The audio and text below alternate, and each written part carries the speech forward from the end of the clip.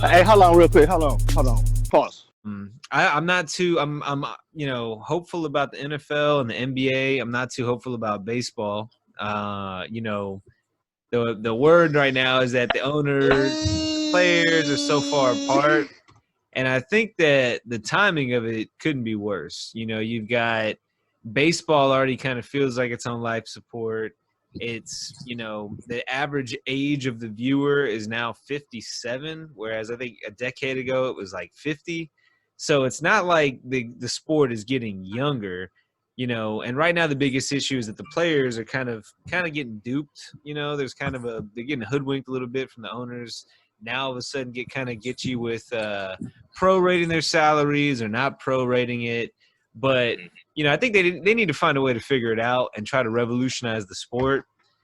All this being said, to say that baseball, I feel like if it doesn't happen, I won't care as much. Like, I want it to happen, I won't care as much, and that's sad because, look, I'm rocking the Yankees gear today because also on the docket we're talking about the cheating scandal. But, wanted to start off with just kind of that preamble with baseball needs an injection.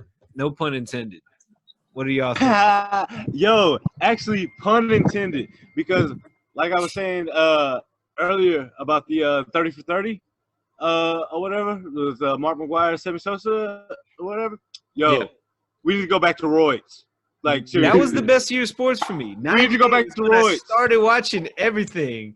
That was the best year of baseball. Hands we gotta down. go back. We gotta go back. Yo, Mike. All right. Remember, this is kind of off topic. This was 2 years later. Speaking of, look at the jersey I'm wearing. Yo, man, muscle man. You know where I stand on it. You know what I'm saying? Yo, you know what I'm saying? Yo, but anyway, remember that time we're at Minute Maid Park? You and Earl, I think Earl's dad or something like that. Yeah. Y'all were like together and shit, and like me, Chase, and Greg were like up somewhere else or whatever. We're like, yo, let's like meet up or whatever. And we like meet up, and then like, I don't know why, but like Greg was like, yo, all right, we gonna leave, right? Yeah. I'm like, I remember this, yeah. Whack. I was like, this is whack, right? Barry Bonds comes up to bat. Number 70. His number fucking 70. Bro, I'm like in the concourse. I just hear, I remember that. And I remember Earl was talking shit. He's like, oh, Chance left, what an idiot. And I was like, yeah, but I didn't want to see. I don't know. Like, I know that was history. It's cool to say I was there when Bonds hit 70. But I will also say I like seeing history not happen. One example, if I have and I don't really care about Bonds. I'm not a fan, but I don't dislike him. Like you said, look, steroids, everybody was using it. Cool. It made the sport better. But what was interesting though is I was there for a Rangers Astros game back in 2012, 2013, something like that. And Yu Darvish was pitching. And he had 8 2/3 of a perfect game going. And I remember right around the 7th inning when he was, still perfect through 7, Astros fans switched. They turned. They were rooting for the perfect game. And I remember I was like, man, y'all fair weather ass fans, nah, screw that. Like, I don't want to see a perfect game. I want Houston to come through. I don't give a shit. I want them to break that up. Came down to that last at bat, and sure enough, I think it was Marwin Gonzalez hits a little bloop single to break up the perfect game. That was probably one of the top 5 biggest celebrations I've ever had. Not top 5 memories, not top 5 sports memories. Obviously, it was like a 60-win team. But as far as how I celebrated, you would have thought they won the World Series then. Just because go Houston, Dallas, sorry, but that's how it was. That's kind of how it still is to a lot of, a certain extent. But that was just a funny memory I had from history. And I was all about the home team over letting history occur. But now let's dig into the Yankees because I know y'all have plenty of thoughts there. Let's let Brandon start with this one, man. Yeah. So my thing is, so y'all know I was like I did spring training. I was there like in the thick of it for the whole Astros sign stealing scandal. I was there for the bullshit apology that Jim Crane got criticized for. I was sitting right there. This was right before we started social distancing. So I was in the locker room for all of that. And so like, I can just tell you, like right now, it was so weird watching the coverage and like being there at the same time, like watching it on TV, you know what I'm saying? And like being there at the same time and like just being in the thick of like the historic part of it.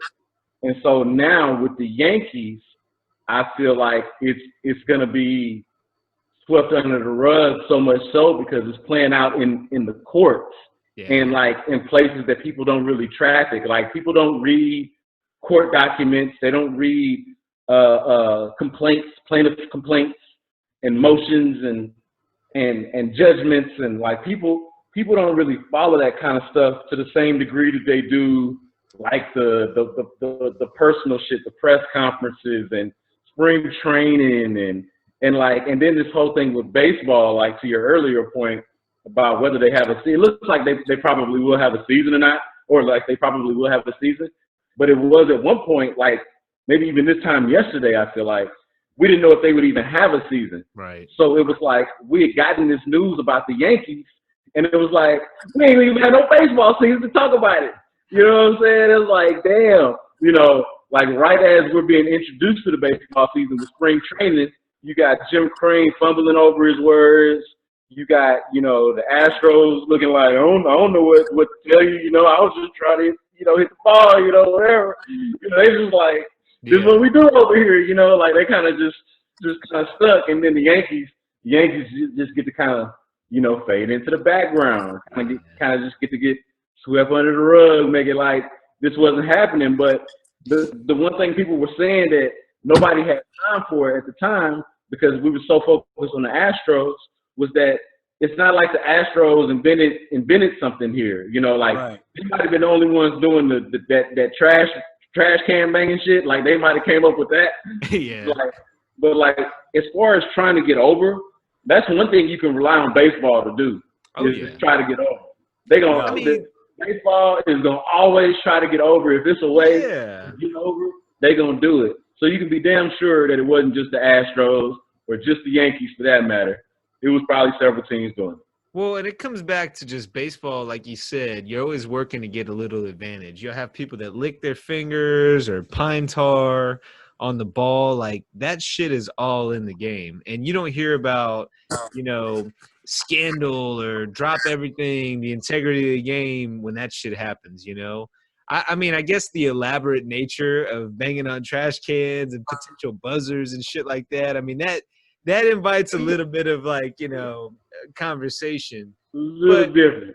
I mean, stealing signs, like if somebody's obvious with their signs, you got somebody at second base, they're going to be trying to tell the batter what the pitch is. Like that's always going to happen. If you're, you know, that much of a fool to show your hand, like that's going to happen. It happens in poker, every sport, you know. But, you know, think about even batters. You have the batter's box. As the game goes on, they dig in deeper and deeper and deeper, you know, so that they kind of hide that line. It makes it a little bit harder for the ump to tell whether it's a strike or a ball. I mean, all that chicanery happens in the game.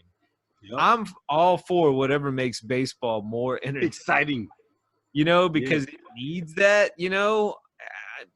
And then, like you said, any kind of sport, any kind of game, you're going to try to get an edge. If nobody calls you on it, you're going to try to get an edge.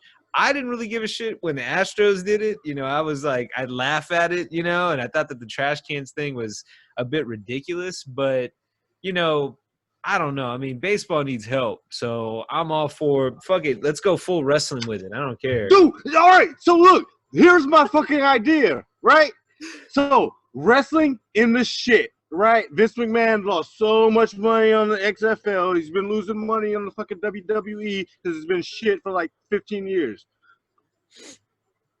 MLB, it's going to shit, right? So you put those two entities together, and you have Smash Ball, right? So it's like kind of like basketball, but like it's like wrestling ball. You know what I'm saying? So you know what I'm saying? You can like. You get the option to hit the ball with like a steel chair or something like that. You know what I'm saying? Like, yo, you can smack your. Got a you know whole lot of theory. Yo, I'm telling you, it will fucking work. You know, you do promos. I was thinking more like not like literal like wrestling in it. I'm thinking more like the wrestling rebrand. You know, more like get like the theatrics and everything. Like I'm talking about like I want to have the best players on the league, like Mike Trout, you know, Mookie Betts, whoever, walking out having this shit come on. Wait for it. Oh, good. It's time to play the game. No. I want to hear this shit the moment like they come out there, right? Hey, shout out to Steve Austin, man. That's my favorite wrestler of all time. I want to see. I want to hear that, and then I want to see all of a sudden, like, oh my God, somebody running in from center field. JR. It has to be JR though. You gotta have JR calling the games, yo, man. I mean, it needs something though. It at least needs like the theatrics of wrestling. Like, give baseball some kind of life support, man. For sure. Hey, you know what was kind of cool that they were doing? I'm trying to remember. I think it was like before the coronavirus really took off, like the early part of spring training.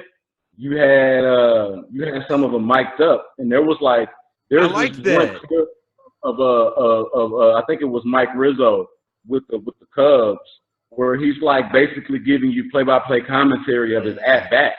And I remember this. And then at some point in the at bat, like or I say at some point, the at bat ends with him getting a hit. You know what I'm saying? And so like you hear him talking through him getting a hit, like in live action. And then at some point, I think he even like made I don't know if it was the same at bat, but like in this whole experiment, at some point he even made like an Astros trash can banging joke. You know, like that shit is hilarious. Like, and like, you know, we had this perception that none of them had no personality and that they're all boring, but it's because we don't know shit about them and we'll never hear them say anything. So it's like, if you let them, actually, truth be told, they're actually way more interesting than baseball would have you believe. So if they showcase their personalities a little bit, then maybe you could attract that younger audience and it wouldn't just have to be 3-2 pitch and man, he's got such a hell of a curveball and sabermetrics and here's the shift and like we don't really care about that shit on an entertainment level. Like if you want to get academic baseball nerdy shit, that's one thing. That's something to do on your own time. But like the production value of it and the marketing value of it, like give me your personality, give me your like, you know what I'm saying? Give me the shit, man. Don't give me this boring same old, you know. And I think they were onto something before, you know, COVID kind of came and threw a wrench in everybody's game. But I think there was something there, like just a little bit more access, kind of like how the XFL was doing. You know what I'm saying? Ooh, yeah. You know what I'm saying? The XFL was on its way. Exactly. I feel like I remember this. This was like probably one of the last days I was at the gym before all that happened. And I remember it was like a Friday afternoon. I think it might have been the same game you were talking about. I remember Rizzo and I remember like the Braves. So it might have been like Braves, Cubs, something like that. I don't remember the teams involved, but I do remember they had the mics on them. And I think initially it was something I hated on. Like I think initially I was like, man, this is stupid. Like I'll be pissed if I'm watching the Yankees, somebody chasing down a fly ball and they screw up because, you know, they're distracted. But I actually ended up liking it. I thought it was really cool and it was a nice wrinkle. It's something they never do, man. So try to do something different. And another thing, like, you know, with baseball, like, you know, watching it on TV and actually like being at a game is two totally different experiences. Yeah. Same thing with any other sport, but I mean, they are polar opposites. You know what I'm saying? Because like you could watch a basketball game on TV and you could like go to the second half of the game. And it's like really not much of a change.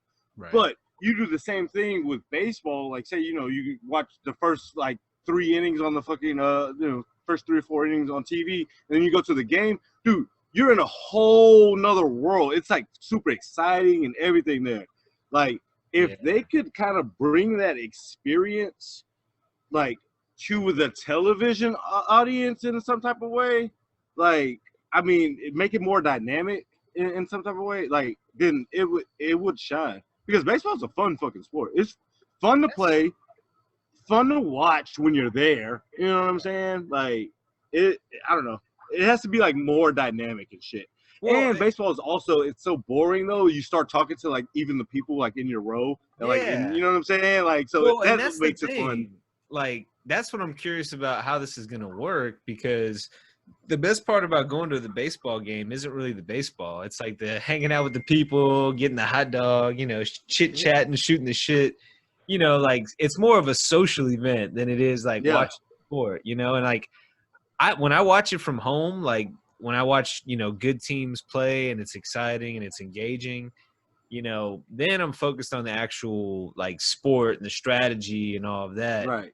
But it Most means of the something. time, like if it's just a regular season game, doesn't really matter who wins, you know, I'm just there hoping for home runs, you know, unless it's like, you know, playoff race and like every win counts. But usually I'm going to baseball games in like May, you know, beginning of the year when it doesn't even really matter. So, I don't know. I mean, I hope baseball works out.